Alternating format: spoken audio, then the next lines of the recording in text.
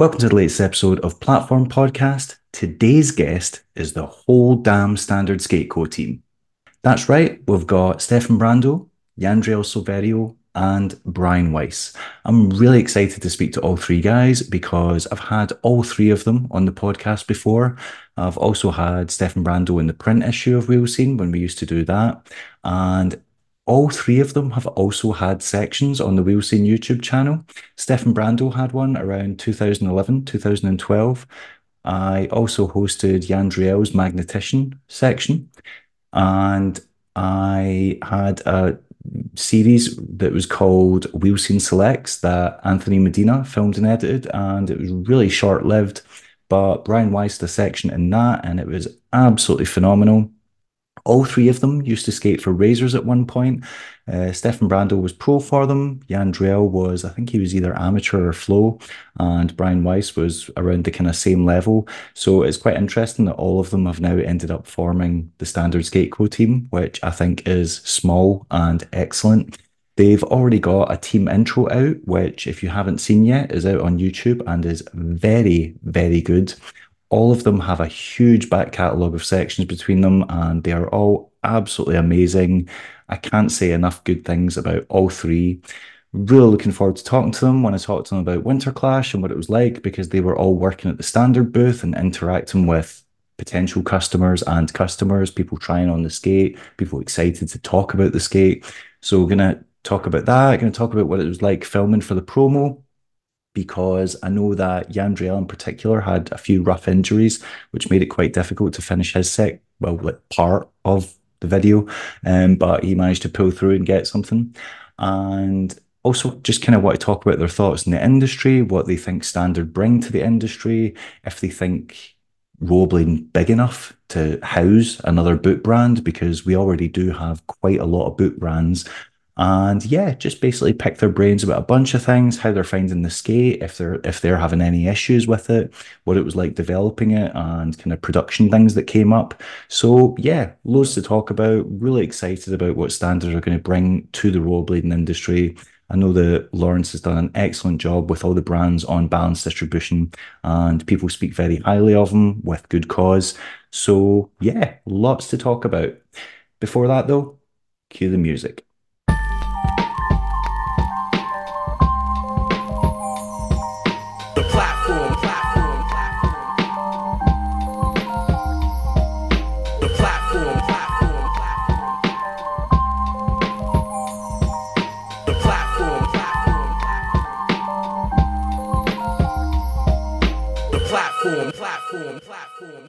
Right, we've got all the boys together. I am not sure if this is going to work or be an absolute mess, but I guess we'll find out. And I just thought it'd be something a little bit different.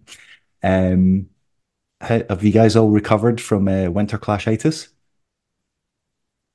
Yeah, Did I'm did good. everyone get home and was everyone sick for a week? Because if you weren't sick for a week after winter clash, you didn't do it properly. I didn't do it properly then. Right, okay. That I felt great. Oh, it's so weird because me and Stefan were like next to each other majority of the time, and I was on my The deathbed. sickest he's ever been. Yeah, yeah. And then I kept talking to him, and he's just like, "Oh, I'm fine." She's like, "I sneezed on Jordan once, but other than that, good to go." nice. Because Lawrence had COVID, didn't he? Mhm. Mm-hmm. Yeah, So he yeah, was Yeah, testing bronchitis. positive. Yeah, I got the most fucked up out of the four, I believe. I had bronchitis for like 3 weeks after I recovered. So yep. yeah, it It's was rough. it's That was it's fun. like, yeah, you're weighing it up. Like every time people are like, "So we're gonna go to Winter Clash this year," and I'm like, "Can I really face being sick for a week afterwards?"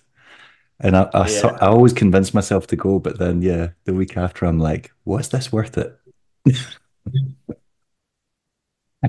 So you guys were all working at the booth. That must have been pretty interesting. I was truly devastated when I saw that your trade show booth was in a different room to the Razors one. I was really, really hoping that the standard booth would be directly across from the Sunshine Distribution one, and then all three of you could just be making like eye contact with Andy throughout the whole weekend.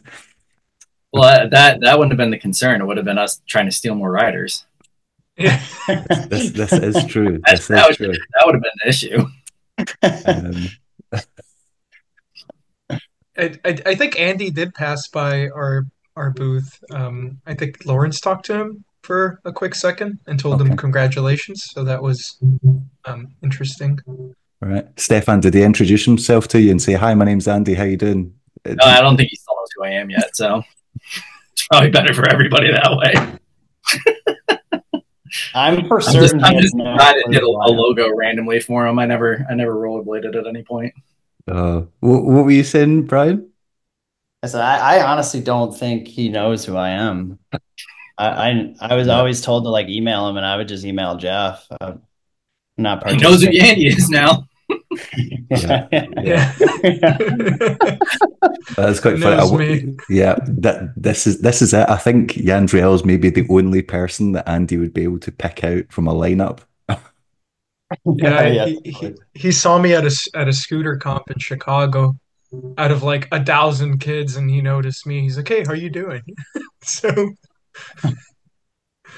yeah, there's Did, did he ask I maybe mean, you? to be fair to him, I think I'd rather go to a scooter comp at this point too. So yeah, they're Yeah. kind of sick. There was a lot of people. yeah, they get wild. Um, My buddy Isaac wins that contest quite a bit. Yeah, he won that year, I believe. Oh, did he? Yeah, he won last year, right? Tank Top Isaac. Yeah, the guy with the white tank top. Yeah. all right. So yeah, you guys were all basically doing your turns at the booth. What was it like? Because I imagine the standard booth must have been the busiest or had like the most excitement around it because everyone wanted to see the skate, try it on in person for the first time in like Europe. Like what was that like? I think we were all more tired from that than anything. Like, not that it was bad, it was great, but it's just like talking to people from 9 a.m. when you're setting the booth up until you're taking it down at 10 p.m. and then walking back across Eindhoven to the hotel. Like, it obliterates you.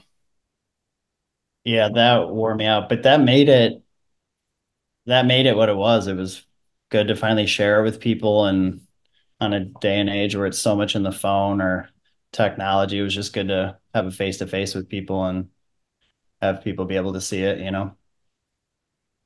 Yeah, I think getting feedback from people that that were outsiders, in terms of it not being just us four, I think was the best part. Seeing people's excitement, like whenever somebody would put their foot in it and they'd fit into it, I was like so happy for them. I was like, awesome, this, they're Yeah. excited, I'm excited, Lawrence is excited.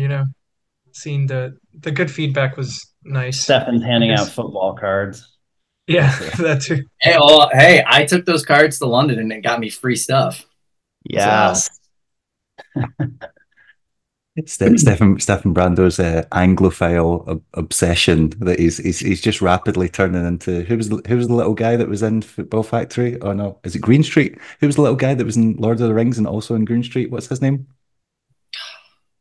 What the hell is that actor called? I'm blanking Elijah on his name. Elijah Wood? Yeah, Eli yeah, let's go. is that his name? Yeah.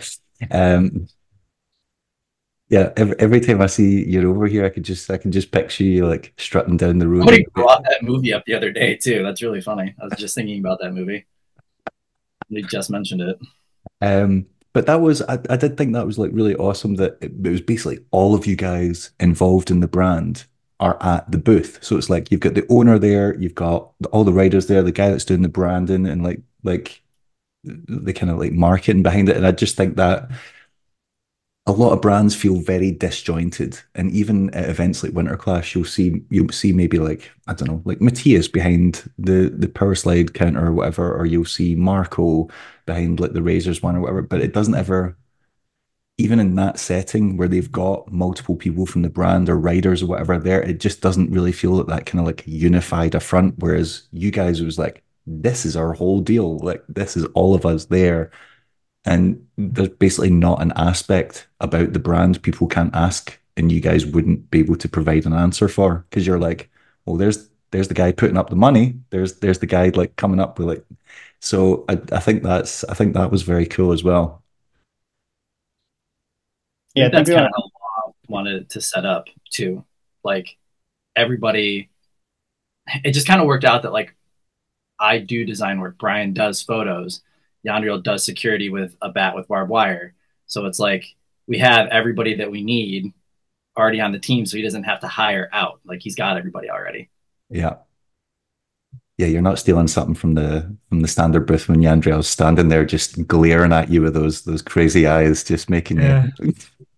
The bat was the reason they didn't let me into Amsterdam last time. So, this time we figured it out. I smuggled it. Us Cubans, man, we're professionals at that. Well, We're no, Foldable very bat. good. no, you have to no, you go to the sporting goods store when you get to Holland and then you buy it with cash, never a credit card. Because Yeah. if you buy it with cash, they can't trace it back to you, so it's fine. And you know Kevin will absolutely find you barbed wire. It's at the media outlet. Yeah, yeah. The one we got to walk Everything's through at the the media store, 30 Media minutes. outlet. Yeah, yeah. Right. So I've never managed to watch a gear talk with Law because they're like 2 or 3 hours long and insane. Like I can't, I just don't have the free time for that. Who approached who first about doing standard? Was it you approaching Law, or did he come to you and say, I want to do something? Like how did it first start?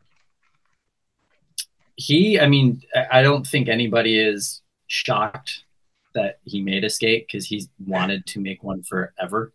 Um, how it kind of got brought up, I knew he wanted to do something. He and I were kind of talking 50-50 in chroma futures as far as like, just game plans of like design work and what products are going to come out when. And he was kind of making his 5-year plan. And he was like, I want to do a boot company within 5 years. I was like, cool, perfect. And then it kind of was getting closer and closer. And he was like, I think I can do this now. So even before I got on FR, he and I were kind of talking about it. And I kind of brought the FR opportunity up to him because I didn't know how close he was to doing his own brand or what his expectations were.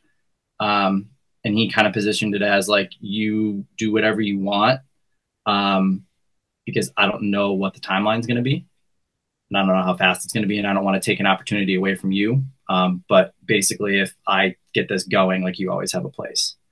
And then as the FR thing was kind of winding down, he had started planning and making samples. So then obviously I was full go with him coming up with the name and the logos and all of that. So that's kind of how it got started for me. Okay. And in terms of like coming up for like the vision of like the branding and the logos and like the whole aesthetic for the brand, was that like a communication between you and Law, or did he like give you the freedom to go, right, go away, just come back with something, show me, and then he like signs off on it? Like how did that process work? He let me have complete free reign. I think because he kind of knew that like with what I had done for Chroma and then what we had been talking about, we wanted to do with the future with 50-50. He was like, cool, like this will work out. And he also knew I wasn't going to go too crazy one way or the other as far as like branding, like, it wasn't going to be something too off from what he or the riders that he wanted were going to be. The only thing that he kind of wanted and requested was that it was for everyone.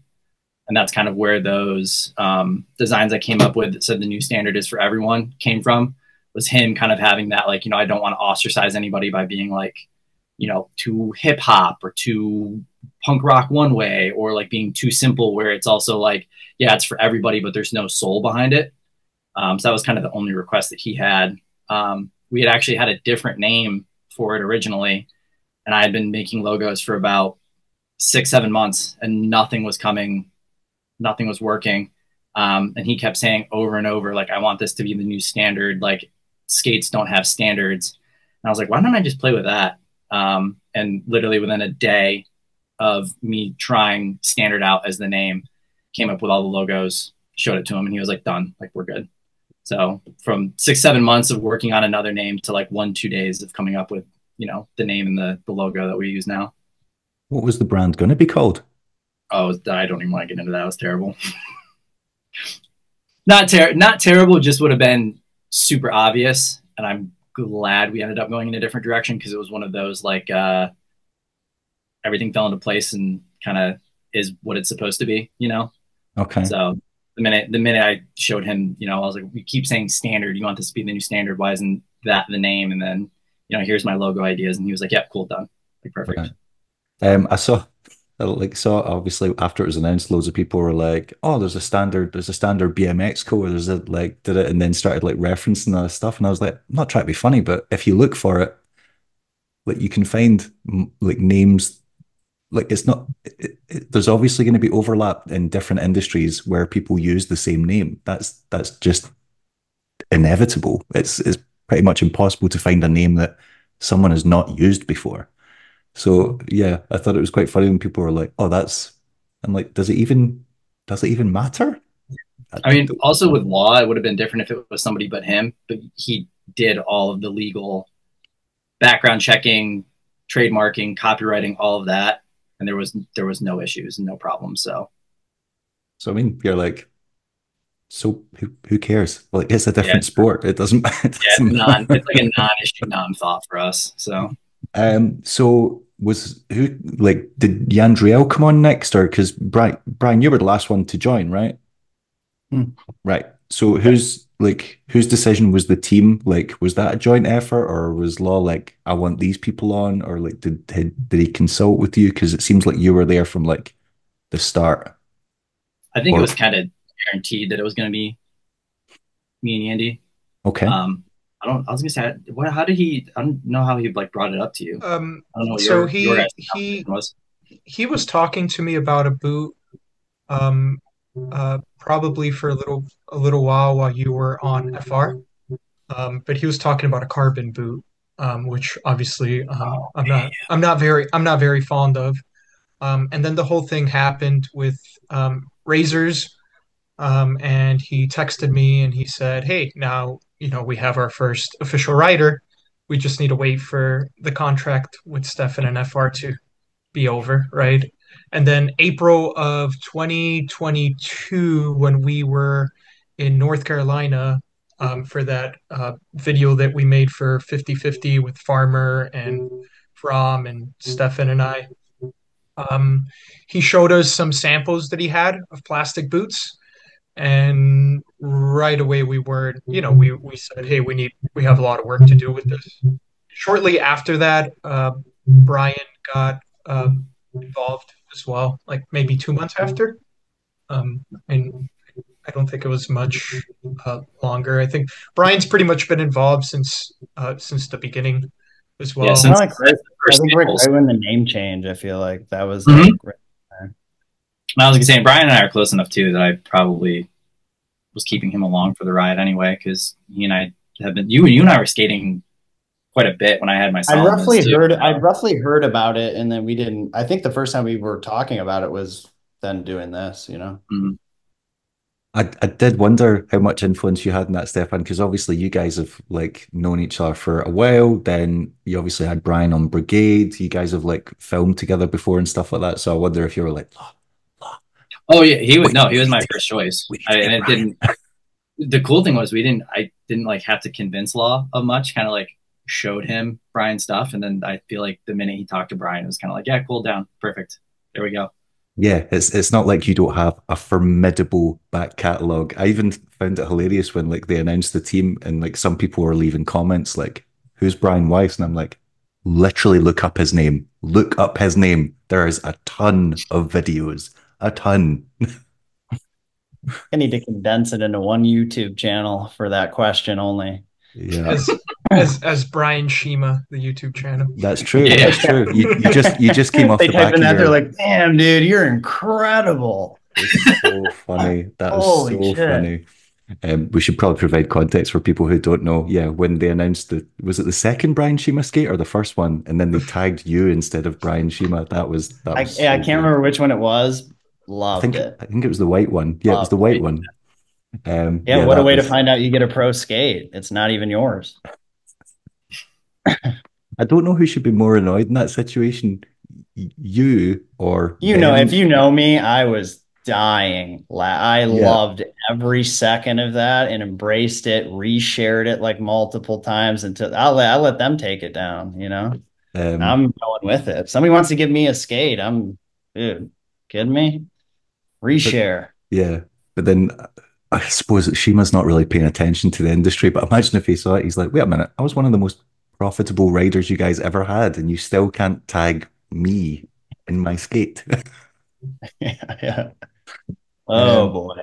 so Add that to their list of problems, huh? yeah, with both of you guys though, like Yandriel, you were kind of floating around and like testing out like other brands for a while. Like you were skating the 909 for a while, and I kind of thought you were like slowly working towards getting on Mesmer. And with Brian, it seemed like when I heard there was a possibility of you getting on standard, then you started showing up on Instagram clips wearing 909s, and I was like, is he going to start getting flowed by them? Like, so what happened to those? You got to throw the scent off, you know? Right. I had to throw the scent off. So I started hanging out with Coda more. I knew I was doing this, and so I just was like hanging out with Cody even more. Okay. Threw the scent off, you know?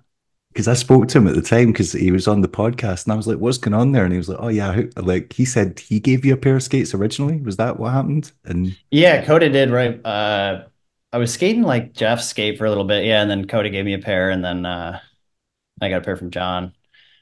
But yeah, we didn't really talk about anything. It's just kind of skating, you know? Yeah. right, and Yandril, you were getting free skates from Mesmer, right? Because didn't you approach Billy to tell him Um, you yeah, told Billy so you were going to be on standard? so Billy, when the whole thing with razors happened, I actually messaged Billy first, and he sent me a pair of the version one Bellinos, and I kept the same boot for almost 2 years. I just changed the sole plates. He, I believe he tried to hook me up multiple times after that, but I kind of felt bad about it since I already knew I was gonna, uh, start skating standard, and um, who better to support than Billy O'Neill, right? While you're in that transient phase, is just it's just I wanted to support Billy and Luis Corrales, which is like my little brother. He rides for Mesmer. He's on the AM team, and I wanted to support them throughout that phase. While we were waiting for the standard skate to come out, it just made sense to me. You know. Okay. But I also noticed that you basically kind of like half went into hiding because you were dropping like 2 or 3 sections a year. And then I just noticed you just stopped putting out full parts. And I was like, that's suspicious. As soon as I saw that, I was like, he's definitely going to be on this new brand. I was like, he's holding out. He's just not doing full street parts at the moment. Was that like a conscious decision? Um, I I think that multiple variables or multiple things took uh, into effect in that. I had bought an investment property and that took up a lot of my time. Um, and I was just doing other things as well as trying to skate on my in my free time, trying to recover from injuries as well.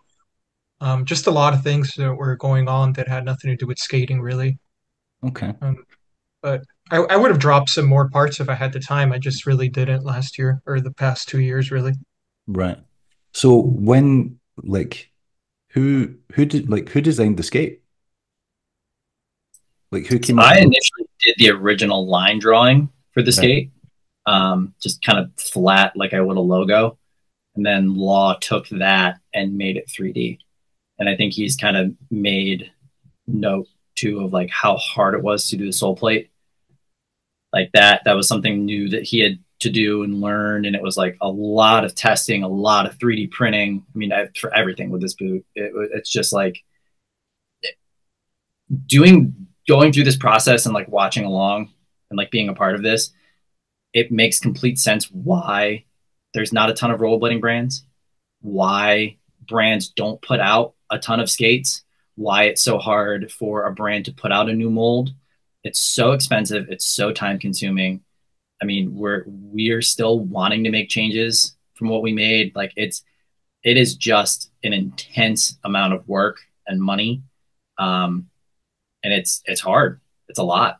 So I mean, he's got a YouTube channel. He's got a family, kids, dogs, chickens, 3 other skating brands. Like for him to have all of that and like making a boot from complete scratch, like literal scratch Yeah. from like bottom up, like it's so much work. Yeah, I was just like I do sometimes think about this, like just like the pragmatics of it, and I'm like, how does he have enough time to do this? Because yeah, like you said, he's got a family. I'm assuming he's got a successful career. Dude, Um, he 3D printed 2 extra arms, I think. like Probably has too. It's Actually, 3D printed a wormhole to go back in time. yeah, yeah. So I'm assuming he comes from like an engineering background or something, or like some kind of like, yeah, right, okay. Because He's a software weenie. That's what I call him. right, it doesn't because it seems like the kind of thing that you wouldn't just like wing or make up as you go along. Like I assume he has some kind of background in being able to, yeah, Oh, and correct me if I'm wrong, but I'm pretty sure he designed the UFS frame. So he has tons of experience when it comes to designing products. Yeah, 50/50 and Solomon worked on that together when he was at 50/50 as a designer, and it was still owned by Jess.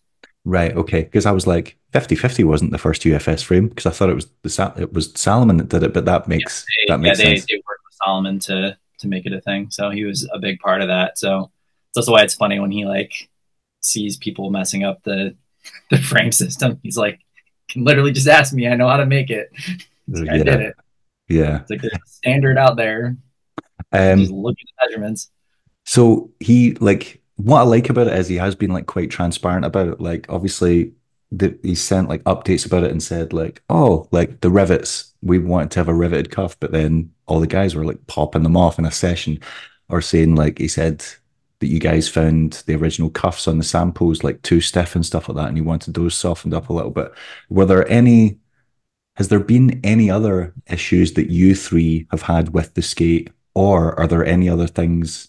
Are there any like specific aspects that you three, either together or individually, would still like to see changed, or like still doesn't work for you, like specifically? Because the fact is, He said it's it, another thing that he's been super transparent about is like it's never going to stop. Where like some brands will put out a mold and it kind of is what it is, and they'll fix it on the next model, like complete new model. He's made it pretty transparent that he's going to do anytime there needs to be a fix, it's going to be fixed for the next run. Like if there needs to be a complete redesign, he's going to redesign it and just make it work for the next run. And that's part of where the name comes from too. Is it's not going to be the perfect skate off the bat, and every skate is not going to work for every person. But his whole goal is to have it be, oh, like this part of the skate's breaking off. Cool, we're completely redesigning it for the next skate. We're not waiting. Or like I want to try, this type of lacing system out. We're doing it for the next thing. Like he's not going to wait around for a whole new mold, a whole new model. He's very, adamant about like as things come, he's going to fix them. and okay, we all pretty much have the same opinion about what we want done to what we have. Um, Not anything crazy. So, I mean, we're trying them right now. So, yeah, just kind of back and then loop back to what Stefan said. As soon as we notice something, we can change it right away. And that's kind of what we're doing. okay. So Yes, can is there any examples of like stuff that yeah. you're like I would like to see this different on the next run? I'll jump in and talk a little bit about that. There is, well, I haven't received mine yet, but there's a sample coming in tomorrow for me, and I believe that this is a new plastic on the cuff. So we want to make it a little bit more flexible. O'Brien just Right got his, here. so that's nice. I got mine today too. I Nice. was so I happy get when I mine went out there. I was tomorrow. like, I thought I had to wait till 8 p.m. That's always And then exciting. I forgot him when I went to the skate park. So, yeah, Nice. awesome. That's why you guys hired me. So So customer right away was complaining about the stiffness or the flex. So guess what we did? We got some samples with different cuff materials, right? We're trying to make this skate you know top three best plastic skate in the market, if not number one. I do think that we're probably in the top right now as it is, which is kind of crazy because this is just our baseline, right? We're learning from here. So I believe okay. there's a lot of growth still that you know. All right. So already experimenting with like I'm assuming slightly softer cuffs because it's one of those things where you can go softer without it being like floppy or unresponsive. You can give like a little bit of give or a little bit of flex and it's still providing a lot of support. Yeah. Go Um, ahead, Jan. All I was going to say was that it's a balanced system, no pun intended. If you go softer on the cuff, the skate's probably going to be heavier, right? If you go softer on the cuff, anything that you change in the skate could add other issues. So we want to make sure that we're not going to release a version 2 skate that is worse than version 1 in terms of any issues. So we do want to go softer on the cuff, but we need to find that perfect middle ground that um, doesn't create future issues anywhere else on the boot. That's the fear. Like you fix one problem and inadvertently create another, which is why, yeah, creating like an entire skate from scratch is terrifying because you're like, well, I've seen all the mistakes other brands have made. I'll not make any of those, and then you just end up making new ones like by complete accident. Um, but I think one of the things is you also get a lot of leeway because it is the first skate. Like no one gets it right first time. No one gets it perfect exactly. Like look at the first them 908. Like loads of people, like people were able to like bend it in half in their hand. Or like the first mesmers, like people were saying the sizing system they'd come up with wasn't right, or the sole plates weren't long lasting enough. Like no one's, but I do think with law and with the group that's behind it, it builds up like a lot of goodwill, and people are willing to like not like look back, but like as in go, yeah, like these guys are figuring it out. But you need to give them you can't just expect them to come right out the gate with the perfect product. That's a bit of a miracle situation. Like Brian, is there anything like what about the skate? Like, because I know you like were wearing through sole plates on other skates really fast, and you were like commenting saying like the standard sole plate was incredible. So like, what about the skate works for you, and like what elements would you still like to see like worked on? Obviously, just the flex a little bit. You know, that I skate a little bit more technical and do certain things like that. So I like to have a little bit more movement. So I think that's a huge thing. Honestly, I'm super happy. If I'm just going to be flat out up front, I'm 36 years old, going on 37. If I didn't like the shit, I just wouldn't skate it. That I didn't like it, I would just skate something else and be like, sorry, it doesn't work, but they are incredible. And I think the sole plates are one of my favorite things. And then I like sitting flat. So that's not a popular opinion, but I like sitting like that in the way that my foot sits in there with the sole plate. Like cess slides for me are great. And obviously fixing the flex and that, and we all came up with the sole plate. That was all worked on together with us. So that's kind of one of my highlights from the skate, I think. Yeah, it's quite. I took them to the first session I had on them. I took them to the skate park, and I was like, "Why is everyone talking about how fast the sole plate is?" I was like, "Sole plate, it's nothing special." And then, and then I went to a street ledge and was doing like just like not standard sole grinds and top sides and stuff like that. And I was like, "Holy shit, this thing on concrete is lightning." Yeah. I think I just, when you go to a skate park and you're not sure how everything slides because you're like, well, maybe no one's waxed it for like weeks, or maybe like it's Yeah. got old wax on it. And I was like, have I just been Dust. given a false impression because I've went to like the skate park and everything's a bit gritty, and then Never a good impression. That's why I always find it funny when people have like impressions. They're like, yeah, here I am at my shitty angle line ledge. It's got dust and skin particles from 1848 on it. And I'm going to go ahead and give you a review of these skates. And you're like, what is happening here? Oh, cat. yeah, yeah. Some I've been obsessively watching all the reviews on the skate like while I was waiting for it to arrive, and some of them were painful. One guy whose name I can't remember, just stood on a ledge, just stood, just put his foot on it and went, "This sole plate's really good." And I was like, "Sorry, That's our what? guy. Sorry, That what?" is I our guy. was like, you've not We you've we not paid grinded that yet." guy. We paid him. Yeah. What is happening? What's his name? What's his at? What's his IG? Was it code? Um, I think it was it code blazing. I think that was it. And I was just like, and then it looked like he skated them for like 15 minutes, and then gave a very strange rundown. Yeah, I was like, I've learned nothing from watching this yeah, video. when the review video is longer than you've been on the skates, cancel. Yeah, Doesn't count. it was an odd Can't one. skate the skates for 8 minutes and then leave a 30-minute review video. Doesn't make sense. Doesn't count. But then I understand people's like they were like, I want to be the first one to have a review out. I want to be, and I'm like, I Oh, get it. yeah. I get it from that perspective. What was it like filming for the promo? Because Yandriel, I spoke to you like briefly about it, and I'm sure you told me you just basically kept getting injured while trying to film for it. Is that right? So I fractured my thumb. I thought it was dislocated, but turns out to be a fracture because the pain lasted for like 2 months.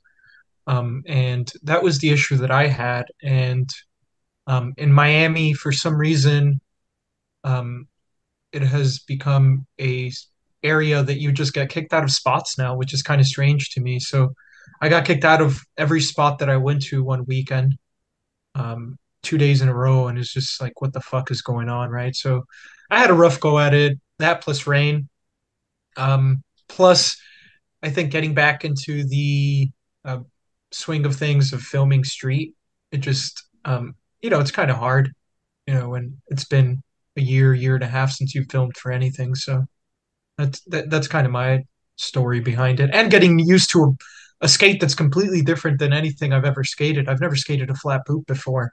And talking about the soul plate, you do a down rail with the standard skate, you better get ready for some speed, right? It's just, you know, yeah, you skated a ledge, try do a down rail with that soul plate. It's pretty quick. It's pretty I've slick. so far I've not had them on a hand drill yet, but that's what I was. Yeah, I was like,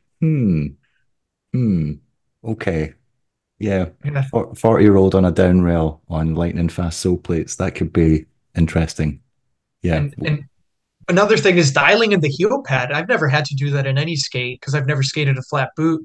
And then Brian and Stephanie were telling me, "Oh, you got to dial in your height for the heel." So I was, playing with different heel pads and whatnot. And I think I finally found my preferred setup. okay. So yeah, so That's that's that. my Yeah, that's been another thing story. I've been like struggling with. I was like, oh God, this is awesome. They're giving people options. No brand gives people options. You've got the white, you've got the black, you can go without. But then I'm like, this is really a pain in the ass, like testing this out and figuring out which one you actually like the best. Sometimes having more options is maybe worse. Too The much. higher, the better, bud. Yeah, Let me tell once you you. figure it out, you'll be happy. I can't, Stefan, I can't. The more heel pads, the better your skate. Trust me. Stiletto Even pros, boy. yeah, Go. even just using one, I'm like, my foot feels really high in this. And then when I saw your setup, I was like, that's disgusting. That is 7 foot disgusting. just on top of the Yeah, skate. people think it's a joke. Outside. Yeah, it is not a joke. Stefan, Yeah, Stefan and that his photo you Stefan sent me is of the ones I was like laughing. I thought it was. Yeah. I thought you were kidding. yeah, Nope. stiletto Well, skates. I mean, that's how it's been for every pair of skates for me for the past 10 years. So, but like, kind of like Yandy was saying, this is, and I think this story needs to be told, and I think you guys will agree with me. And this is something that Cody Sanders told me too, when I was kind of explaining to him filming for the video. We got the first pair of skatable samples the night before the first trip we were going to go filming on. So we were already there. Yeah, we were in. Yeah. So it was January too. So just dealing with November. yeah. Oh yeah, no. Yeah. Dealing with China and factories and backups, and just you make one change, it takes a month. When we expected to have samples and when we got samples was like a 4 to 6 month difference. So us thinking, we're going to film in the Midwest in the fall, it's going to be great. Ended up being November, December. So we've got snow where we're all at. So we're like, cool, if we're going to be filming this, we've got to plan trips down south. So we were going to go to North Carolina. We were going to go to Nashville. We are going to go all these places. And the samples just kept getting pushed back. We had not skated a pair of skatable samples yet. So we had 3D printed ones. We had some that had come out of a mold, but they weren't skatable, just so we could test sizing and how they felt and all that stuff. But we didn't have a pair that were actual from the mold skatable samples that you could go out and skate. So we got them. Brian came down to my house. So he came from Detroit to me.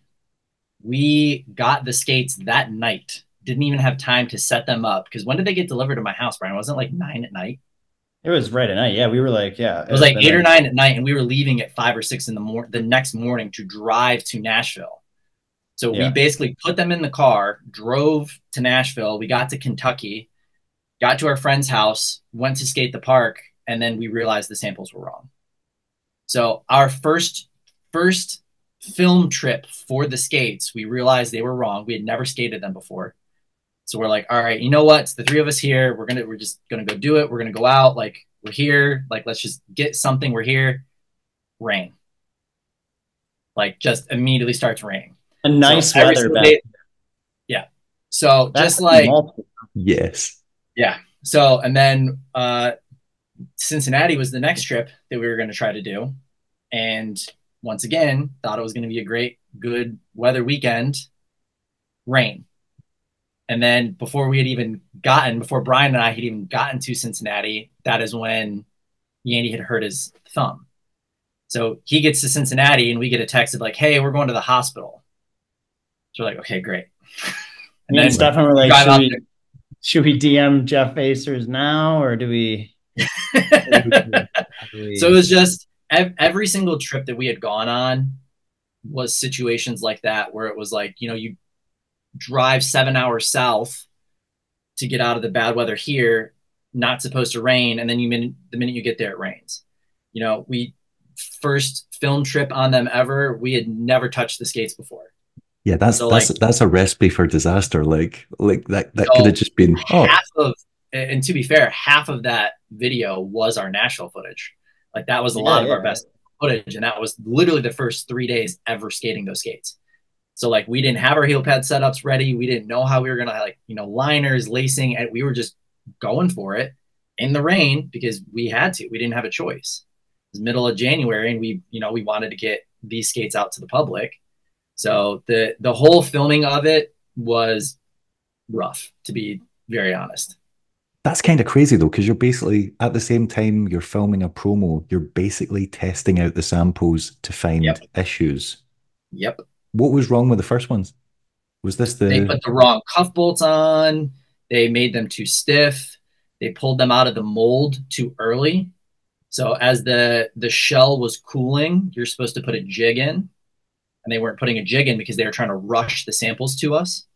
So they pulled them out too fast, didn't let the shells, you know, cure. So the shells cooled and did this because they didn't put a jig in while it was cooling because they were just trying to rush them.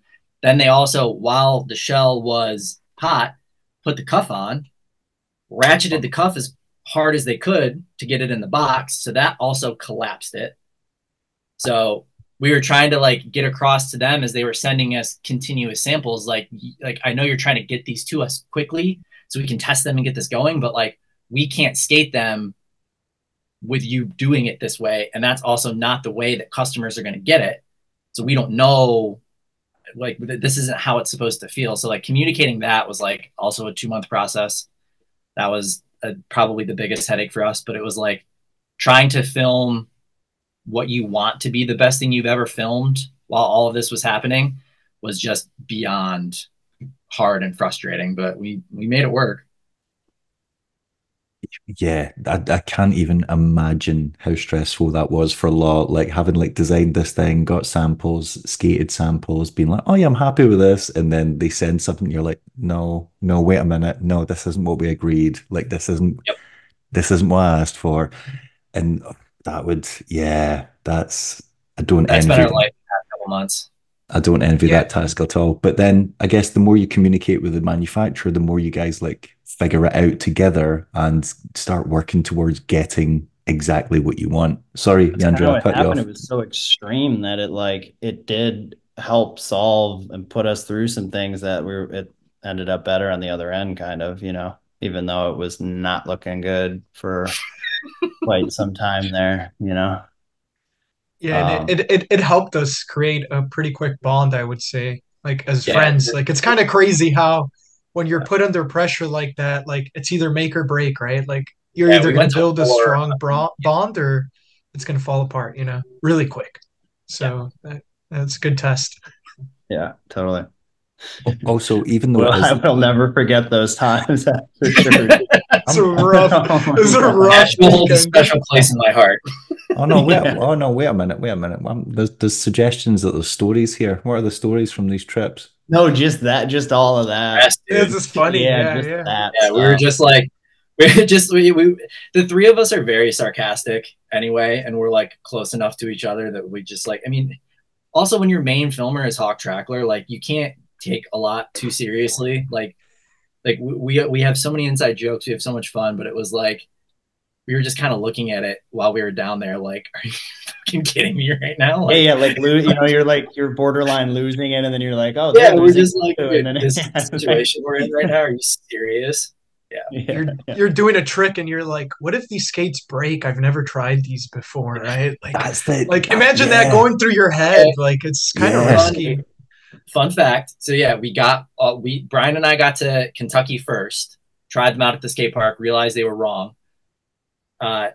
Yanni came a few hours later. You got to skate the park a little bit, I think.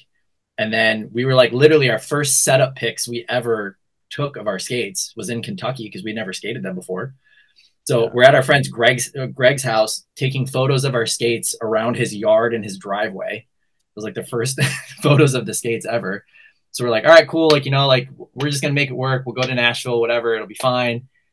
Torrential downpour. So the first street trick that any of us did in those skates was that straight air that I did in the video through the hole to drop to top acid.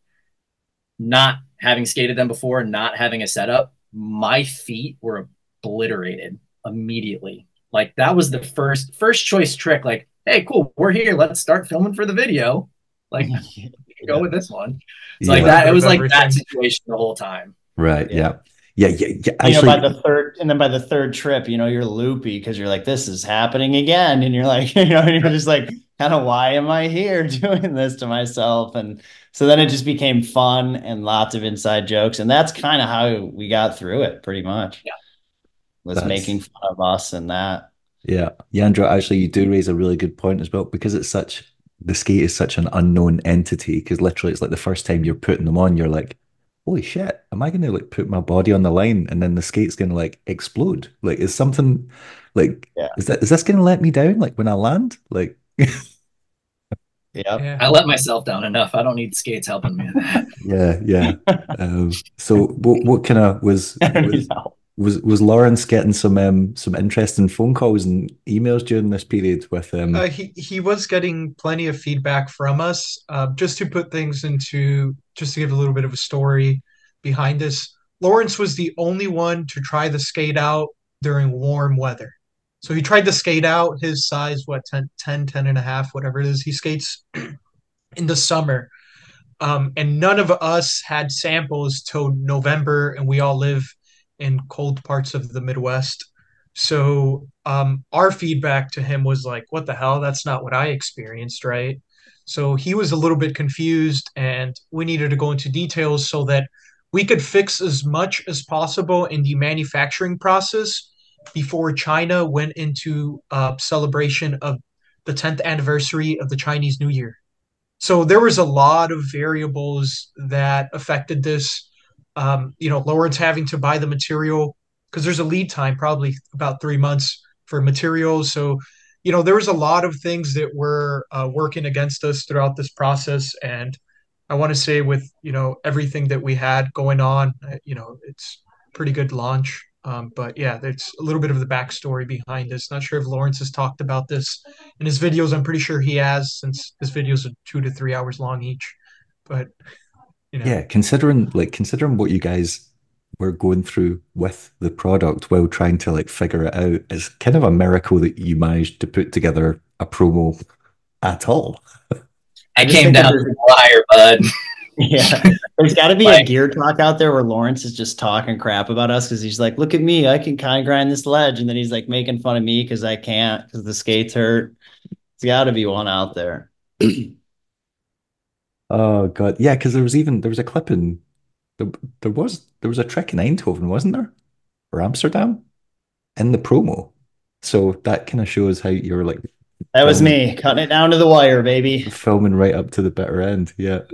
That was the original plan. Was we were going to end filming in Amsterdam, and that whole trip was just we weren't going to be skating very much that trip. Yeah, it rained once again. Rained the whole time. And nice in Detroit, right? Nice in Detroit. It was 75 nice in Chicago as well. Kind of crazy. Yeah. Yep. Yep, the same thing happened to us. It rained like every day in Scotland leading up to going to Eindhoven. Then we got on the flight and looked in the runway and we're like, it's fucking sunny. I What is think happening? I think we'll stay. And then we got to Eindhoven and it was just like monsoon season. It was, yeah, it was unreal. Um, so like in terms of, I'm assuming Law was pleasantly surprised with the pre-orders because it seemed like they went. It seemed like it was kind of the same deal as with them skates. Like they had a certain expectation and it just wildly exceeded it. Is there like, did he give you like any indication of like how many they ended up like you guys have ended up producing in the end, or like what was the? You don't have to tell me exact figures, but what's the ballpark? Who wants to do this? I was gonna let the engineer take this one. He's the one that knows the numbers. Yeah. So I believe that Lawrence, at first we were going to make 1,000, and then we brought that up to 1,400 for the first production run, and we have 150 left. I think that was the last number that I saw in the chat that we have going on.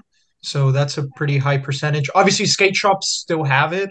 A lot of skate shops have made second and third orders from us. So Yeah, they're selling I pretty saw quick. this is so done that. Yeah. Yeah, this is so ordered Um, an amount, and then they ordered, I think, half the amount that they initially ordered the second time around, which is nice. They've made second orders, and a lot of the skate shops in North America have done that as well, not just the States, but I think Canada too. Or I believe Canada just got there last week, and that's why we posted the pictures. Not sure, but I know we have 150 left direct, and we sold out of the small and the extra large, I believe, directly. Skate shops should still have them, so we're doing pretty well, considering that we wanted to sell out throughout summer so that we could do our second drop maybe at the end of summer. I think that's what Lawrence was saying.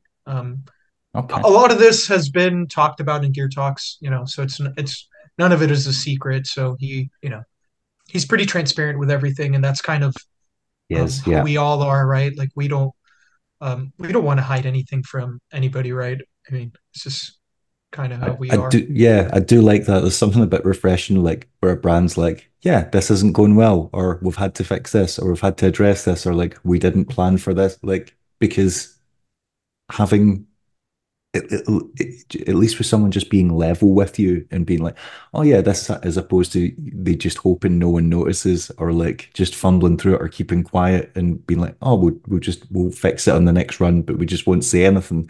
And it's like, I've got a lot of respect for that because it's historically the majority of brands don't do that. And even when brands do make a fix to their product, they'll just say in the description of like the next one, like new and improved sole plate, but never actually acknowledge there was an issue with the sole plate in the first place. And you're like, well, why does it need to be new and improved? If there was nothing wrong with the last one, why does this I one think need to be? that's like a lot of him with the gear talk too, being like such a nerd with it all and like being so stoked on like the measurements of things and like everything he talks about, like the intro of gear talk. I think that's compounded with him being who he is as a person. Um, that's why he wants to be so transparent, and that's as much as people want to make jokes, like that's the name of the brand and why we named it the way we named it and did all the marketing the way we did it, because this is how we want to see brands operate moving forward. Like it's not making the perfect skate for everybody all the time. Like that's not the new standard. Like the new standard is the processes and like how you represent yourself and how you speak to your customers, and like that's the new standard. That's what we're getting at with that. So, and that's like a lot of that comes from Law's personality. Yeah. Um, so there's plans for another skate release. Did you say at the end of the summer? Yeah, that's the goal. We want to sell out of the first run first, and we want the skate shops to sell out of what they have in stock as well. Not sure what percentage he's looking for there, but we don't want to put the skate shops in a situation where they have a lot of old stock left. So that's another thing that Lawrence has been very just key on. He's putting in a lot of effort to make sure that the skate shops are making their part, but we're also not trying to screw them over in any way, right? We're not trying to make them order an amount of volume that they're not going to be able to sell out through or anything like that. Not sure what our minimum orders are. Um, I'm assuming, if it's a skate shop overseas, they have their minimums that make sense for them to make money out of. But we want to make sure that the skates are selling and we don't want to oversaturate the market with a standard skate. We want almost every run to be limited per se, right? I think we could have sold a lot more, but I think this is a safe bet, and we also are looking out for skate shop owners, right? We want them to make their cut and not have them invest too much Yeah. on product that they can't sell. Yeah, I mean, it's always better to be sold out of a product than be sitting on it and then it just gets more and more out of date or out of relevance or whatever. And I remember Jake Healy was talking about when Lawrence approached him about standard. I'm sure he talks about it in like one of the local videos, just saying he was really like, it was like refreshing the way like Lawrence was like communicating with him and being really clear and upfront and transparent just about like the business plan and like the way that it actually made it sound appealing to shops as opposed to you like shops just some brands release so many skates in a year and 2 years that you're like we're never going to shift all these before like the next batch come out. This is like what the hell is going to happen here. And then if you don't have them, you're the shop that doesn't have a full range and it looks kind of weird and like it looks like you're falling off or whatever. So yeah, no, I think that sounds sensible enough. Brian, I couldn't help but notice that Luke Naylor is now moved over to the dark side as well. I saw him skating not one but two pairs of standards. Would that have anything to do with you? He has standards, yes. Uh, yeah, he likes them. Yeah, he's skating them. Um, yeah, I guess you got to talk to him about it. Okay, I mean I have talked to him about it, Oh, you did? Oh, nice, good. Oh, yeah. but I couldn't help but notice he had both pairs, which Well, now you got to talk to Law and him. right, okay. We'll say no more about that. So we're poaching people off razors and them. I mean, okay, right, okay. Let's see what's happening here. Better take care of your riders. That's true. Give them both colors, not just blue. No comment. Give me the full line. It always reminds me of I can't remember where I saw it. It was this like Sean White thing, and he goes in like the Volcom warehouse, and he's just like pulling these big boxes and grabbing like 6 belts and like all this. And I just always imagine like us doing that. And every time we release something, we just take all of the line, you know. And I just imagine that's what Luke's doing. 6 belts, 10 pairs of jeans. Right, Doesn't okay. even need it. Yeah, the only comparison that I can think of is Farmer and like the Deshi video where he's going through the power slide video and just steal the power slide warehouse and just stealing all the old Senate stuff. He's like, I'm just taking, and he's just got like a giant bag of like gear that's like 20 years old. Um, I'm curious to know your thoughts on this though, because obviously starting a boot brand, the aggressive market is not that big. It's not like we've just discussed numbers there. Like most brands, when they bring out a skate, will only bring out 1,000 pairs. Some brands bring out 2,000 pairs. That is not a lot. And if that's what they're bringing out of like a pro model or their most popular skate at that time, then it's kind of an indicator of how the industry is.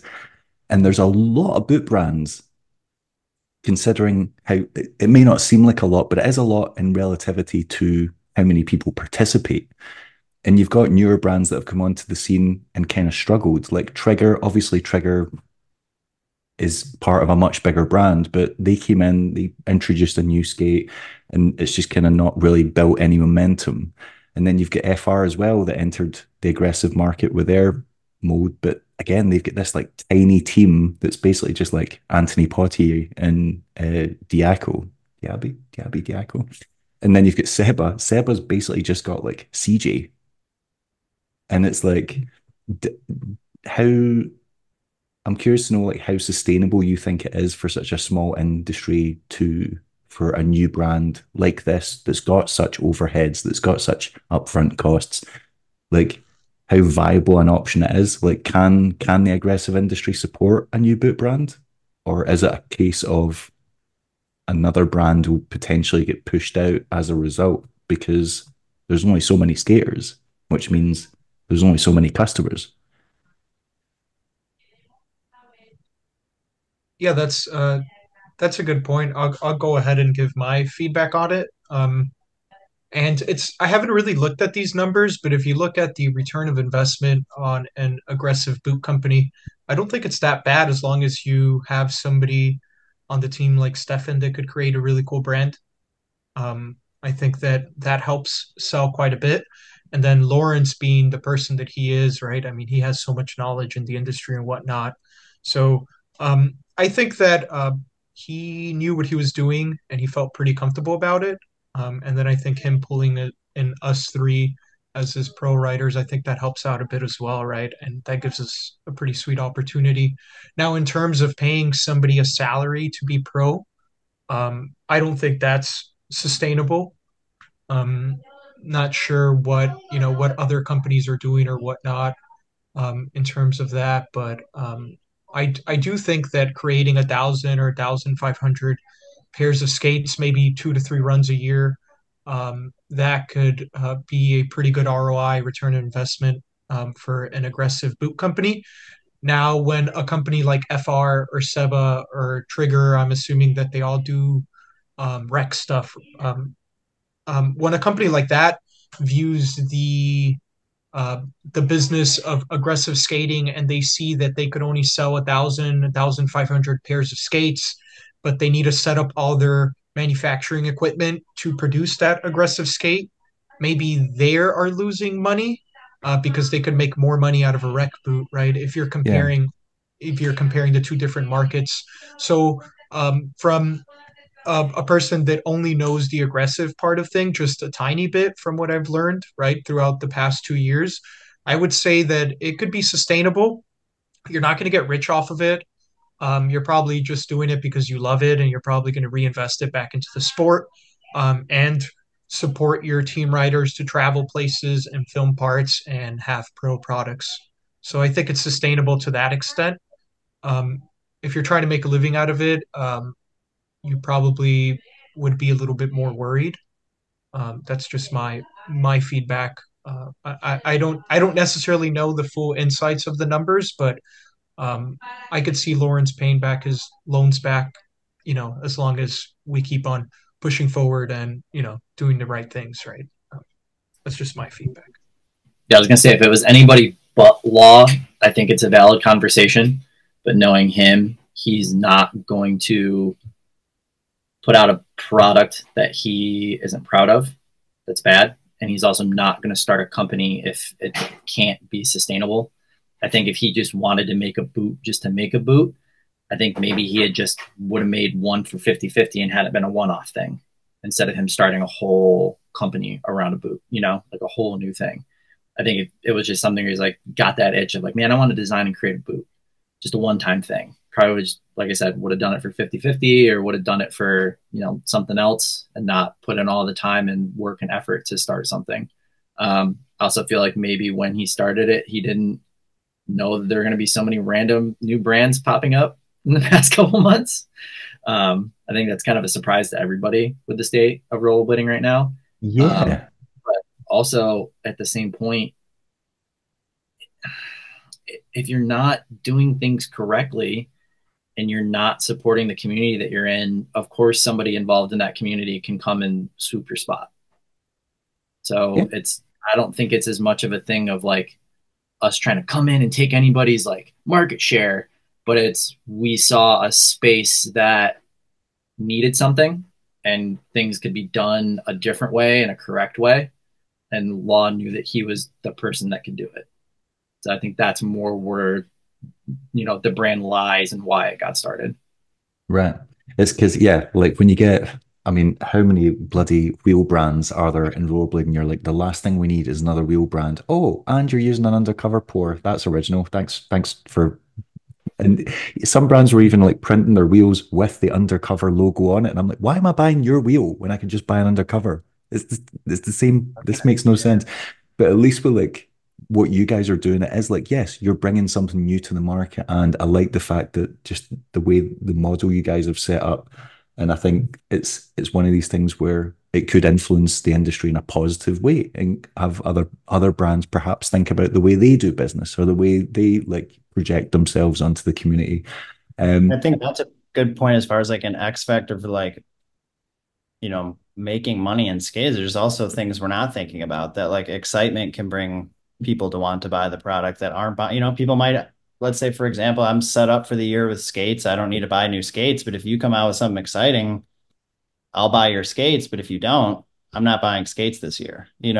So it's not necessarily that they're always like stealing a market share, that there's people out there like, give me skates, give me skates, give me skates. But if there's nothing exciting, nobody's going to buy anything. But if you give excitement and reason to buy something and collaborating with maybe a brand over here and doing something like that, or like creating a wizard skate or something, just like there's so many options. I think if this doesn't need to always be stuck in the same rollerblading mentality that's always been there about what to do with your brand. And yeah, and I think that's a big thing. I think that there isn't just that people are willing to buy things, but there might not be excitement or a reason to want to buy them. What are they going to do? Buy a pair of skates that doesn't fit? Nobody cares to change the mold. So what? They're not going to buy anything. But do they have the money to buy something? Maybe they do. And if you yeah. don't, nothing exciting for them to purchase, they're not going to buy anything. Doesn't mean the money's not there. Um, That so is what yeah, I've loved about it. I've loved like the excitement and yeah, you've said it yourself, the excitement, but the optimism it brings into the sport. Because when something like this happens and people do get pumped, like God, I can list a bunch of friends that have bought these, and because we all know like we've all just got them and we're all like just figuring them out. We're like, how are yours fitting? What issues are you having? How are you addressing that?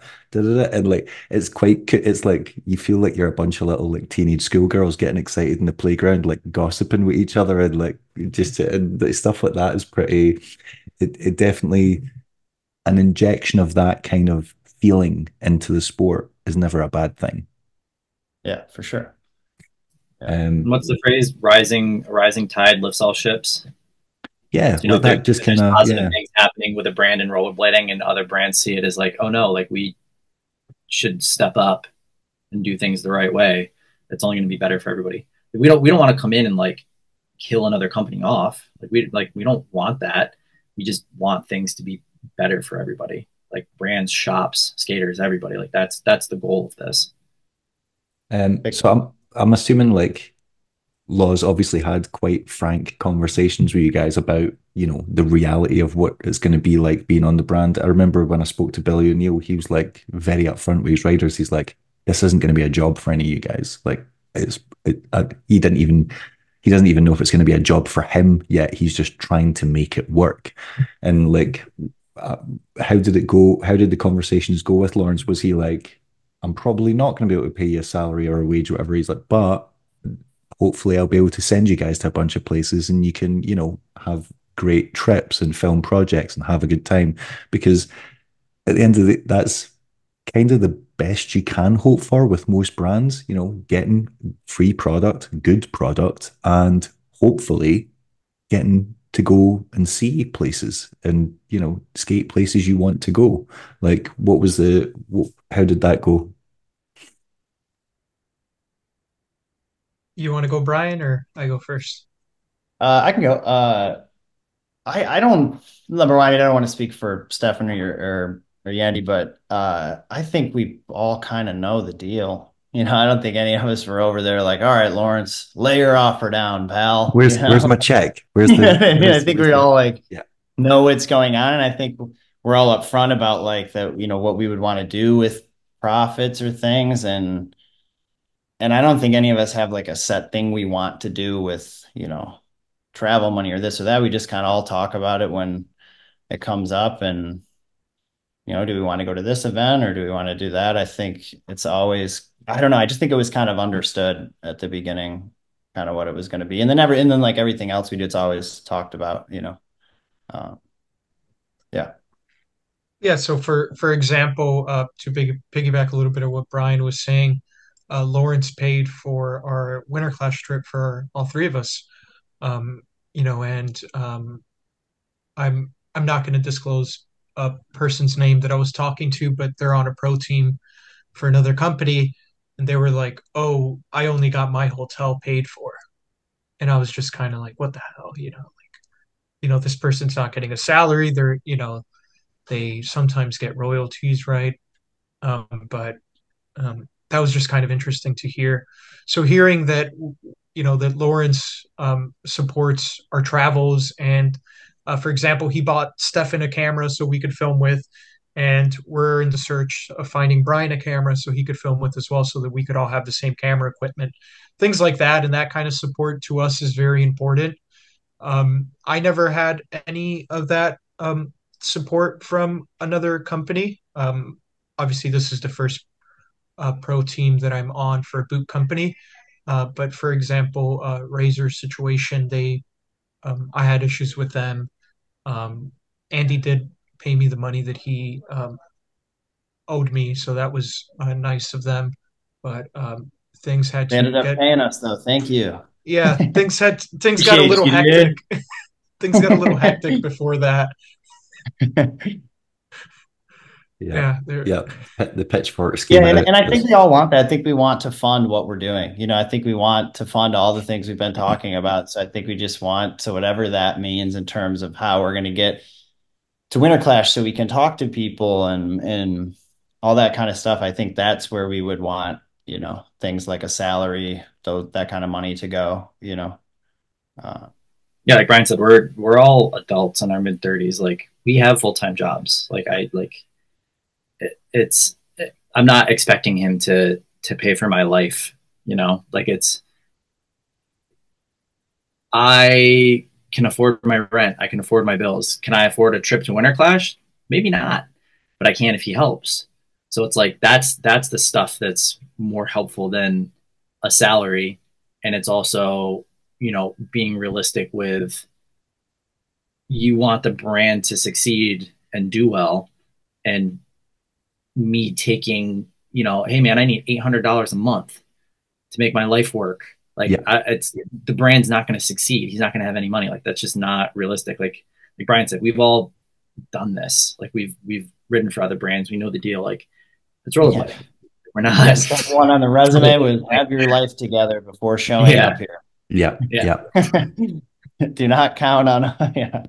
Yeah. At least that's how it's like for our generation. Hopefully, yeah, um, if we, Well, hopefully the sacrifice then is yeah, for yeah, the future something. generations, yeah, that's yeah. the We goal, make right? $0. Yeah, They can make $20. You know. yeah, Yeah, and then at that point, $20 will be worthless. Yeah. yeah. Yeah. So it didn't matter anyway. We should have taken it. Fuck. If you think I about should it, you take. guys are like the suffragettes. You're burning your bras on the street for the vote. That's what's happening here. You're just pushing it along so that future generations, right? Um, yeah. So on that note, is there any discussions or plans for a future trip that you can tell us about, or like another project you guys are working on? Like when are we going to see another standard media outing? Uh, Because the weather's getting better. yeah, We have some like Brian and I are going to go to North Carolina for a yeah. competition. We're probably We'll going to be film a at little bit that Crowder. weekend. Yeah. Okay.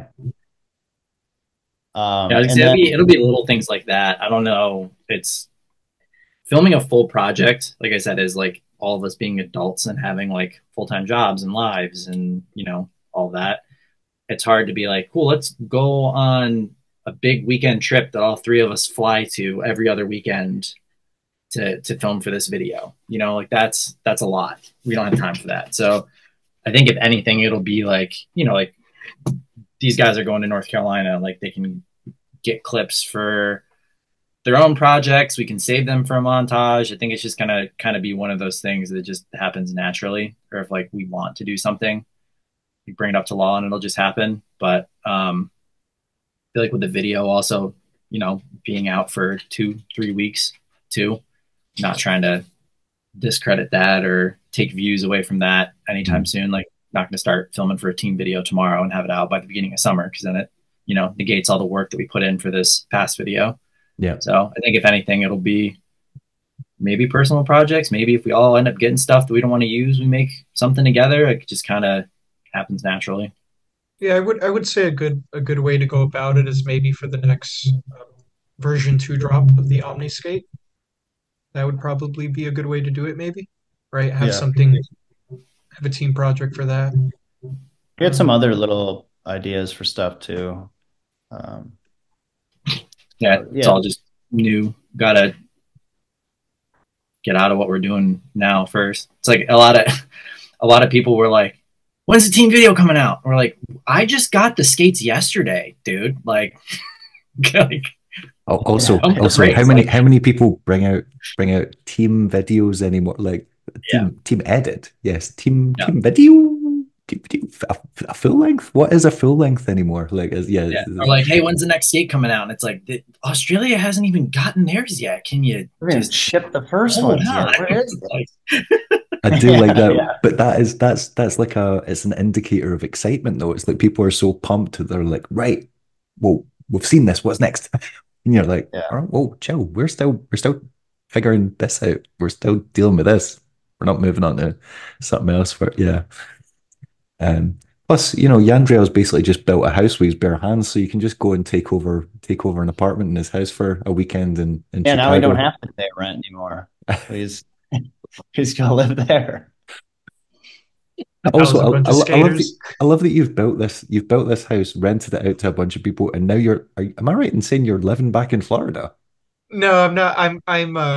So I hadn't seen my family since April of last year, and I'd been planning this trip out to just drive down here and spend a few months down here with my mom, helping take care of my grandpa and just catching up with friends and family.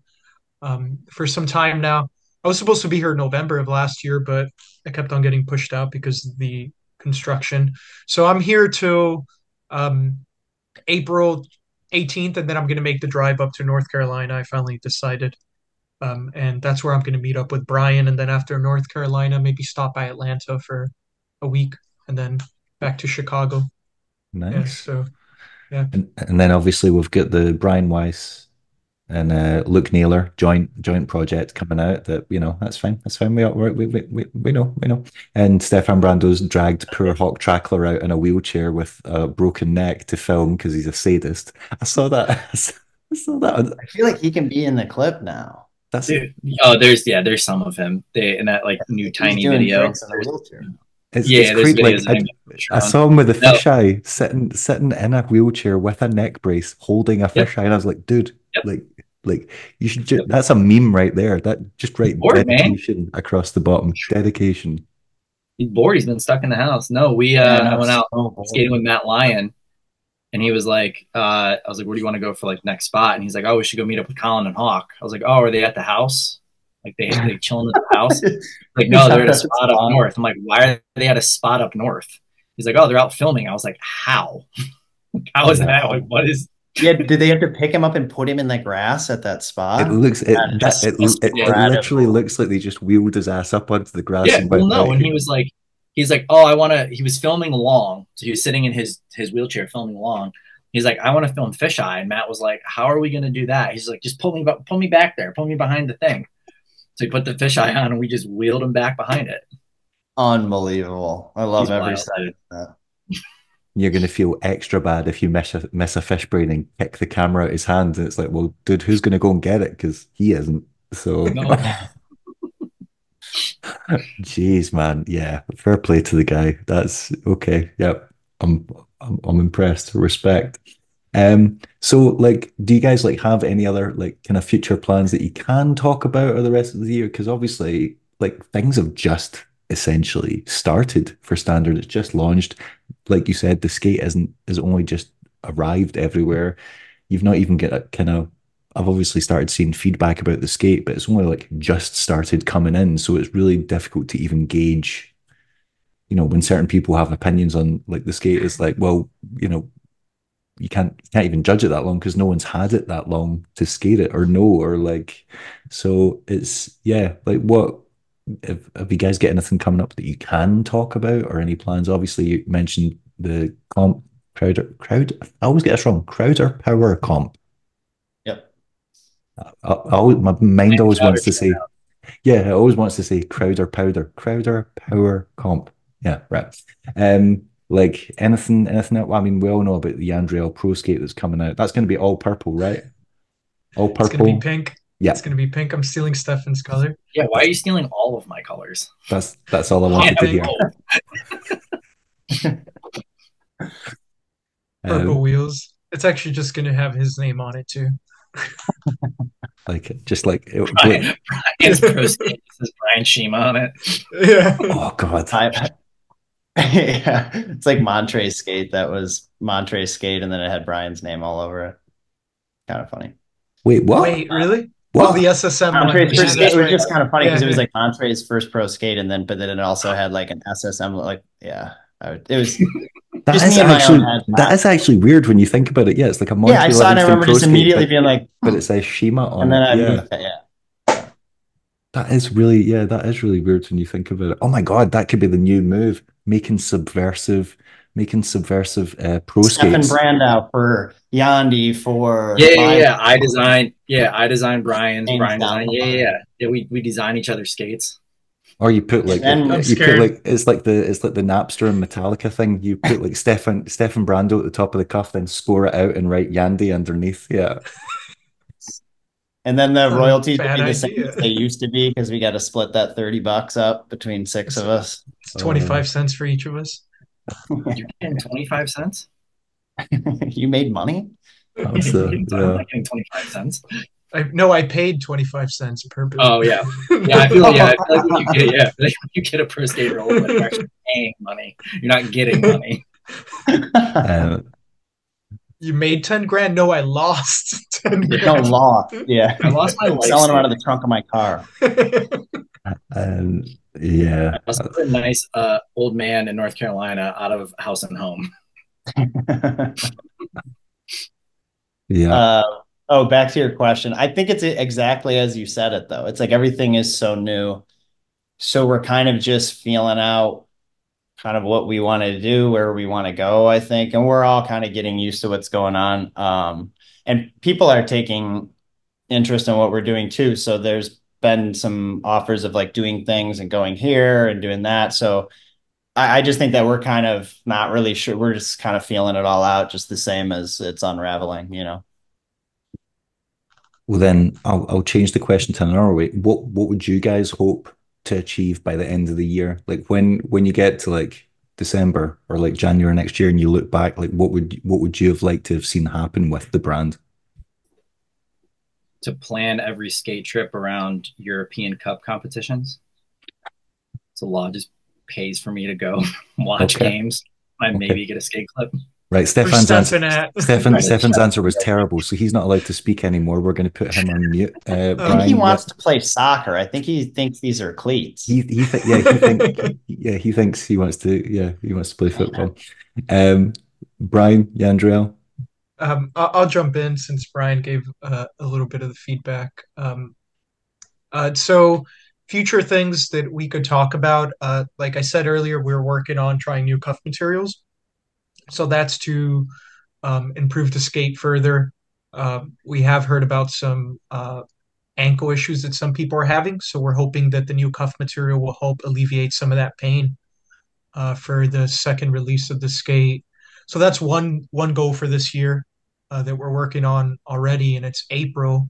So let's say that if we have launch of the second skate in the summer, that gives us plenty of time to test the boot, make sure there's no other issues, and make sure that we have a better product for the second run. So that's one goal that I'm sure we could all agree on, that we're all aligned on there. So that's really our main goal this year, is just to continue to improve the skate. Um, you know, I I want to say that skate projects, they come more naturally to us. So that's kind of hard to tell you, hey, we want to release two more team edits or whatnot. It's like we're all adults, we all have real life things going on, right? And if we have free weekends, we'll go out and film stuff and create something with as little stress as possible, so that um, we don't have the same situation that we had with the first video. It would be nice to go out there and just film without any stress or pressure of, hey, we got to drop a team edit. so, Let's so let's that be question's a honest. little. Let's be Yeah, honest. Nothing can be as stressful and as problematic as trying to make that first introduction with skates you've never put your foot in yeah. before. Yeah. So we're still Yeah. trying to get over that trauma. Maybe we all got to go to therapy or something. But yeah. My filmer's in a wheelchair, so it's going to take me twice as long to do anything that I'm trying to film. That's how deep the trauma was. It affected Hawk. Yeah. That's that. He couldn't take it anymore. Yeah. Uh, I mean, Yandriel, you neglected to mention you also want to expand your never-ending collection of chino pants. Yeah. Hopefully, I mean, maybe. obviously, and t-shirts that you can tuck into them. Yeah. I've figured. I think I figured the tucking in part out more efficiently now. Okay. And not all t-shirts could be tucked in. They have to Sew be them into your pants. Yeah, we sold them into my pants. I got you. It's Just like a start box. coming out. Just It's start a coming one out. piece. Yeah, It's a come out one in piece. start coming out in a jumpsuit that looks like Brian chino has to pants. zip me up. Brian has to zip me Yeah. up. At the back. And Stefan has to carry me while Brian zips me up. Yeah, yeah. And we're I'm gonna ready, see. boys. Send me out there. Ready. Yeah, where's Winterclash? Yeah, I'm ready. yeah. Well, I couldn't help but notice that all of you guys shone exceptionally during the Winterclash pro comp. It was really heartwarming we all- to see you all perform so well and get We into all the placed final. top three. It's funny you think I'm pro. That was really impressive. Stefan, did you even put your skates on? I did for 15 minutes, and I was in so much pain that I gave up for the whole week. Okay. Pain emotionally or Yes. physically? Yeah, does your heart hurt? Yeah, that's why I like football. I just enjoy pain. Well, you will support these teams that don't ever have success. So what do you expect? Yeah, just like me. Gotta support what you know. Relentless underdog.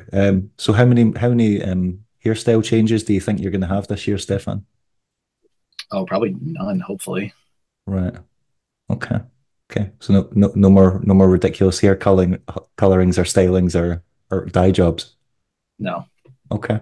Right. What we're gonna make fun of Brian for, because Brian makes it hard to make fun of him for stuff. So what have you guys got on him? What's the dirt? How many Brian Shima Pro boots is he going to get this year? Yeah, how many pro skates have I already got, dude? That no one even tagged me in. The other 20 I got. He's got 5 more. He got 7, right? With razors? You Is just that right? better hit me up when they're making this one. I need some money. Take some extra. That's it. Yeah. Tens of dollars to be made. Yeah. I wonder if I know that Andy paid for Brian Shima to go to Winterclash, so I wonder if they accidentally put your name on the ticket at first and had to change it. That's why he didn't compete. They put the name down wrong. Yeah. Wrote his name wrong. They thought it was me, actually, the real me. Also, we're lazy Americans. You expect me to walk from Kevin's house 25 minutes to the train, take a train an hour and a half to Eindhoven, walk another half an hour to the skate park, and be ready to skate that part? Yeah, I'm from Detroit. You lost me a train, dude. Yeah. I was tired, man. I needed a nap. Yeah. You said walk and then walk again. I thought there's nap in between there. Oh, Right. I need to drive up to the spot like Brandon Smith in the Monk video. No warm up. Oh God, yeah. Right up to the run up, skate up. down it, and have somebody pick me up at the bottom. Straight up out the limo. Yeah. All right, yeah. Go back to that's one of our goals this year. Yeah. We need a lot to pay for a limo. Oh. Yeah, we want that on every Every clip. No, you need to team up. You need to off. team up and do a joint project with a car rental company. That's what it is. You're like, Uber. oh, yeah. Uber collab. Andrea, you've been a fan. I got a guy that picks you up. You've competed in the past. You've Collab. competed at like Bladen Cups and stuff like that. Did you? I know you skated the course, but did you actually enter Winterclash? I was. I think I saw you doing the True Spin Misfit with that guy on the down box. But yeah, I did. Well, I fell on the True Spin Misfit. I did the True Spin Kind Grind. I was just kind of feeling. I had a lack of energy all weekend, and turns out that I had the flu by Sunday, so I think that kind of explains it all. Yeah, I'm usually pretty competitive. I usually like it. I don't know, something about that environment, people being really reckless, just like running into each other. And then I still had to film like 3 to 4 more clips for the team video. So I was like, hey, if I get hurt here, I can't film when I get back to Miami. So there was there was a little bit of pressure there too. Yeah. And truly we wanted the trade show to be the main thing. it would have been different if we had been at the trade show last year, because then we wouldn't have cared. You know what I mean? Like people would have known what the skate is. They would have like talked to us already. Like we've done contests here. We did bitter cold here, but we hadn't done anything for the brand overseas. And that was like our one chance and opportunity. So, the days that there were warm ups and, being able to skate the park, like we were more concerned about setting up the trade show booth and talking with people and helping people try stuff on. Like that was our focus for the weekend. And I'm glad we did that. I even told Law this. I'm upset that I didn't skate. I wish I had, but the trade show booth was immensely more important for us and the brand than me going out there and missing a top acid and then standing in the corner for the rest of the 15 minutes. Yeah. Oh no, definitely. Like the idea, like just like speaking with customers or potential customers or future customers, whatever, like face to face, they get to see you guys, get to know you guys, like what your personality is like, as opposed to just seeing you in videos or whatever. And like, yeah, like you can't replicate that experience. Yeah, definitely. It was, of course, it was valuable. Yeah. Um, I've chewed you guys' ears off for almost 2 hours this evening. Also, I got the time completely wrong when you. I was sitting at my computer about an hour ago, and then I just checked, what's the time difference between Ohio? And I was like, oh, right. Because I think I thought it was 4 hours, but it was actually 5 hours, and I was like, shit. So it's basically almost midnight here because I clearly can't tell the time or do basic maths. So yeah. Uh, um, have you guys got anything you want to say or discuss before we wrap things up? Don't all jump in at once. Yeah, I was like, let's just stay here. Just hold steady, guys. Don't say anything. I also can't believe we've managed to pull this off with having. I don't think I've ever had more than one guest on the podcast at once. Someone was like, "Are you going to stream it live?" And I was like, "Yeah, I'm going to stream it live and speak to 3 people at once. That's not going to be an absolute train wreck." Yeah. Yeah, that would have been insane. No, yeah, thanks, man. Yeah, don't have anything to say. I think we kind of covered a lot. Um, yeah, excited for everybody to see what we got coming and be a part of everything with Standard. And yeah, about it. Stefan's trying to think of something really dry and clever and witty right now, and he's coming up with nothing. Yeah. Although I did What's like that that. movie Speed where they like he loops the video so it's like him driving the bus, you know what I'm talking about? With Keanu Reeves. And they Yeah, loop the video and it's just the dude sitting there, but it's like the video's looped. Stefan just does that. Just a looped video, him just I knew as soon as he produced the corgi. Is it a corgi you've got? Yeah. Yeah, I knew as soon as you produced that, I was like, all right, okay. She's I, pissed. I I'm just sitting I, here. I saw her head just like I randomly saw her bobbing crawling up and back. down in the Yeah, background, she's and I guess, pissed. I've been sitting here since 8 a.m. in meetings all day. So she's like, another one, bro? I just have this. ah, It's like it, asleep. like it. I have a Um, cat. right, I've taken up far too much of your time. Thank you very much for doing this. I actually can't believe we managed to organize this where all 4 of us were free at a specific day and time. So I'm very impressed with us. I think we should pat ourselves in the back for that alone. Hell yeah. Thanks for putting this together. I really appreciate it. And sorry we couldn't do this earlier. We just wanted the team edit to drop and have something more to talk about, during this interview. But yeah, thanks a lot for putting it together. How are you? Before I go, how are you liking the skates? What's your feedback so far? I guess I never heard anything from you. I'm having the inner ankle pressure. I've just heat Okay, molded them for the first time. I do kind of feel like heat molding plastic skates is nonsense. I'm not gonna lie. I don't believe in really heat molding skates, full stop. But interesting. um and I've just realized I took, you get those little plastic sheets at the bottom of the skate to like stop like the bolts rubbing your liner or whatever. I Mhm. took one at my size 9 skates, which I've also used in a medium them, and I've got the size large standard, which I thought would be the equivalent. And I've just realized the plastic sheet doesn't sit flat in the bottom of the large shell, which would suggest that a large standard Omni is smaller than a medium 909 and a size 9 UK USD, which I was quite shocked about. So it must be a slightly shorter shell because I keep getting like toe pain as well. But then I also got that in Dems, and I'm always like kicking heel against the wall, like trying to like shove the heel back into the skate. So So you got the medium I get standard? no, get the size large. Oh, interesting. So, Yeah. and I've noticed that the large Intuition V2 bunches up in it, which I just thought might have been me, but that would suggest that the shell might be shorter than other brands as well. So, but I've already ordered foot stretchers. I'm not giving up on the fit. I'm determined to figure this out. You're Plus, figuring it out. it's Don't like forget about the heel. The higher you go, I the can't do more. that. I can't do. Okay. I'm not doing. I hate. I think that's what's happening with you then, because the them is a plastic shell with a raised plastic heel. Yeah, So the hypotenuse, it's longer yeah. Did distance. So you I think raise, that's what's is your going heel on. raised in the Omnis? So far I've tried it with the white shock absorber and the standard one that comes in the Intuition liner. Put those on top of each other. Then when I took the white one out, didn't notice any difference in terms of impact because I don't really use shock absorbers anyway. So I'm just so used to like bending your knees when you land so that you don't get the shock through your entire body. It didn't feel like it created any more space just having one. I feel like the only time it frees up space at the toes is when, yeah, like what Stefan does when you're stacking them, because then you're creating a significantly different shape. Whereas I feel like just having one shock absorber, it's not really saving that much room at all. So Yeah, if you don't want to be that raised up, it's not. yeah, but this is one of these things where I'm like, well, that's fine. That's what happens when you take a risk on a new shell or something you haven't tried before. It's like the 908. When I got the first pair of 908s, I was like, these are floppy pieces of crap. Like, what is this? What this isn't that this is gonna break my legs.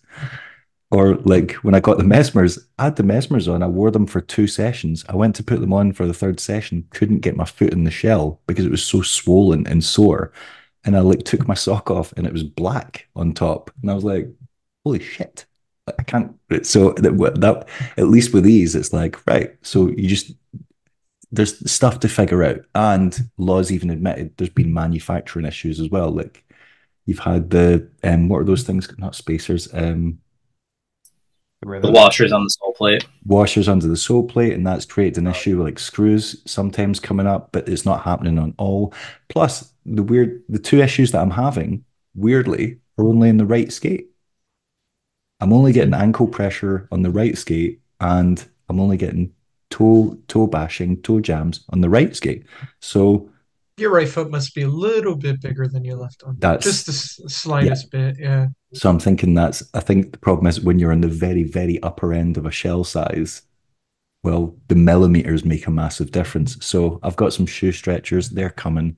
Going to try that again, and I've had them for over a week. I'm persevering. I'm gonna You're try and figuring make it out. figuring it out. Yeah, yeah.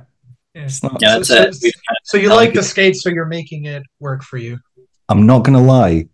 I can do like all the kind of royales and topside tricks on them. So when people say, "Oh yeah, you can't do it, it's too hard," you can, but I will say it definitely feels harder to do them than on other skates.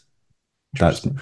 but then cuffs break in. So the more you like, think about every skate you've had. After a few months, it starts having give. So it's one of those things as well. It's like it probably will break in over time. But yeah, but I definitely like it's like with any product you try it and then you're like, oh, I really wish on the next one they would change this and this. I've now just got like a small list of things that I'm like, oh well, if you guys bring out a new one, then you're like, oh, we've made the cuff a little softer, we've freed up space here. But like, oh, I'm definitely buying those to see if it work, like if that yeah, and one's a thing. that's the whole goal, that's Law and how he is. It's like I was saying before, we don't want to wait until a whole different model to make changes. It's like we already had things that we wanted to change, and then now that people are getting them and we're seeing and hearing what they're dealing with, we also know that like that has to change. And then for the next boot, there might be another issue, and Yeah. when that comes up, we make changes again. Like that's Law's thing with this company is, as opposed to a skate that's been out for 15 years and nobody's fixed the mold, he's going to fix it on the next run, and that's the goal, and that's what we want to do moving forward. That's it. It's like, yeah, just tiny little adjustments and just, yeah, getting it to actually. God, I'm sitting right here, fresh off I was shoving it earlier. A camping flask or something to like stretch it tough a wee bit there a wee bit or whatever. But yeah, I've put some damage on them already. I'm working them out. So yeah, just clattered them about my floor. Um, I've got nothing else to ask you guys, unless you've got anything else you want to throw out there The to the new world. standard is me not having a plan for the future. What's your Well, guys' plan? Oh man, we're figuring it out, man. Ooh, I don't I know, might feel the man. trip, might not. Going with the flow, man. well, Stefan's going to be back in the UK probably before the end of the year to watch a fucking stupid football match. But yeah, Yeah, he just tells you that Any, those plans. anything's better than the MLS. oh, I wouldn't know. So yeah, Keep it that way. right. Before we start talking about football and I lose the will to live, I'm getting off this call. Right. Thank you very much, guys, for taking the time to do this. Send Take care, me a everyone. photo of you three for the cover. Brian, you're the photo guy. You can be in charge of that. Send me a photo of you three to put on the cover of it, and then we're good to go. I'll have it out on Monday. Yeah, Do we have Monday. to be in the same picture together, All or three in the same photo. Yes. Have do we have some- one of those? Yes, you do, because you're like the ultimate. You're the new boy band of rollerblading, so of course you do. I've seen Oh yeah, we multiple. do. We have one, I think. Yeah, yeah. Yeah. You got one. Right, All right. right, y'all. Speak to you guys soon. Take care, All right, see everyone. ya. Bye. Just want to take a moment to give a massive shout out to my Patreon supporters. They're listed on the screen now. If you want to join the Wheel Scene Patreon, you can do so for as little as £3 a month. There are a ton of behind the scenes photos, videos, outtakes, B-roll, all sorts of stuff that isn't on the YouTube channel. So if you want to support the Wheel Scene YouTube channel, that's the best way to do it.